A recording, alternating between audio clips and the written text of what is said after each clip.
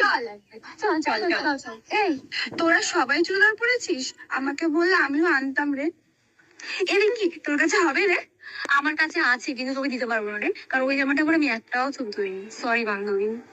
ও ঠিক আছে, পয়সা তোর চুড়িদার আমি এনেছি, কিন্তু তোর গায়ে হবে না। তাহলে দে না রে, আমি ট্রাই করে দেখি। আরে পেটে যাবে বোঝ, কিন্তু তোদের তো গায়ে হবে রে। আমি নিজে একটাও জামা নিয়ে আসবে না, খালি লোকের কাছ থেকে চেয়ে চেয়ে নেবে। আনলেও দিতাম না। আরে বান্ধবী, তোকে এটা পরেই ভালো লাগছে। চল চল চল চল। জায়গাটা কিন্তু হেভি বল। হ্যাঁ, জায়গাটা ভালোই। গার্লফ্রেন্ড থাকলে চল ভাই, চল চল। তুই কি বলে আসছিস? তোরা দুজনেই জিন্সের প্যান্ট পরে আসছিস, আমি আনতে ভুলে গেছি রে।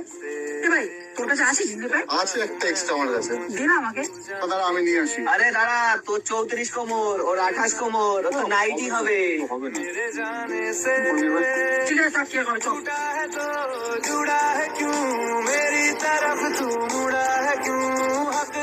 কি হলো, আয় চল। চল চল চল চল, গরমকাল হাফ প্যান্ট ঠিক আছে। একটা কঠিন বাস্তব কি জানো, মেয়েরাই মেয়েদের সব থেকে বড় শত্রু হয়। প্রসঙ্গ যখন বন্ধুত্বের, তখন ছেলেরাই সেরা।